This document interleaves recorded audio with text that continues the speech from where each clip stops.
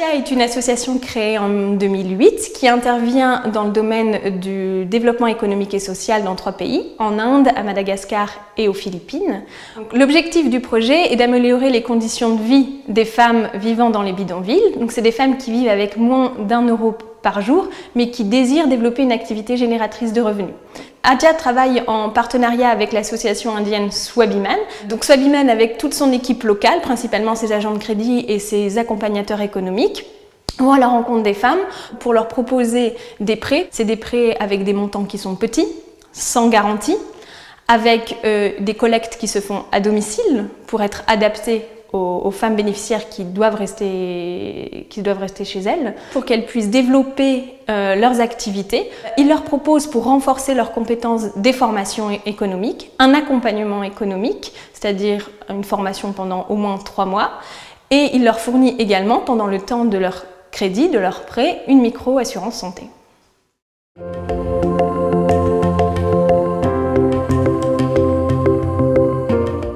El Camino, c'est une association française créée en 1996 autour d'un projet qui consistait à venir en aide à des populations de tisserands de Maya qui vivent de façon très précaire au sud du Mexique. L'association est composée de designers françaises qui voulaient partager leur métier et du textile avec ces femmes. Ces tisserandes, c'est les populations mayas. Il faut savoir qu'au Mexique, particulièrement au Chiapas, c'est des gens qui vivent vraiment en marge de la société mexicaine, qui vivent dans des conditions de précarité très fortes. L'association El Camino se positionne sur 3 volets principaux: l'accompagnement social des femmes, le deuxième, l'entreprise sociale à leur service, entreprise textile, et le troisième, la participation à la sauvegarde du patrimoine textile maya. Et on constate que des jeunes femmes s'intéressent à l'association et rentrent dans l'association. Ça, c'est un indicateur de succès.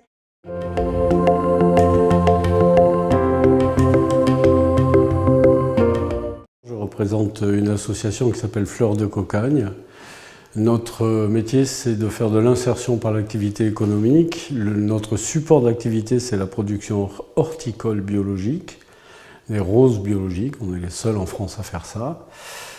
Et notre rôle, notre mission, c'est de recruter des personnes très éloignées de l'emploi, en majorité des femmes, de leur proposer une activité valorisante, la production horticole et la réalisation de bouquets, afin de leur permettre de suivre un parcours de réinsertion qui est basé, on va dire, à moitié sur cette activité et la découverte de ses capacités, de ses compétences, de ses domaines de réussite, et puis la gestion par le biais de notre accompagnatrice socio-professionnelle, la gestion de leurs problématiques sociales, afin d'améliorer, on va dire, le terreau dans lequel se trouve la personne au profit de son employabilité.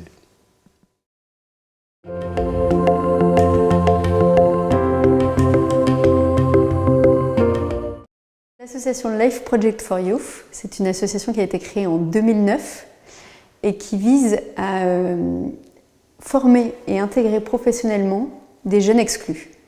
Donc aujourd'hui, je suis venue présenter un projet qui soutient les jeunes mamans des bidonvilles de Tondo. Donc Tondo, c'est à Manille aux Philippines.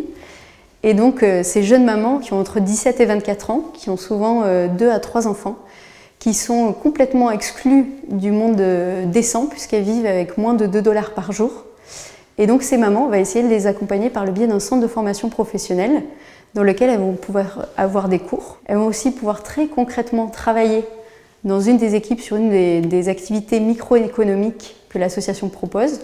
Dans la construction de leur projet de vie, effectivement, elles apprennent à gagner confiance en elles parce que c'est souvent des jeunes mamans qui n'ont pas du tout été valorisées, qui ne pensent même pas qu'elles sont capables ou qu'elles ont droit d'accéder à un travail décent. Et puis ensuite, c'est évidemment que tout ce développement personnel de la jeune maman puisse se refléter au sein de la famille et au sein même de la communauté.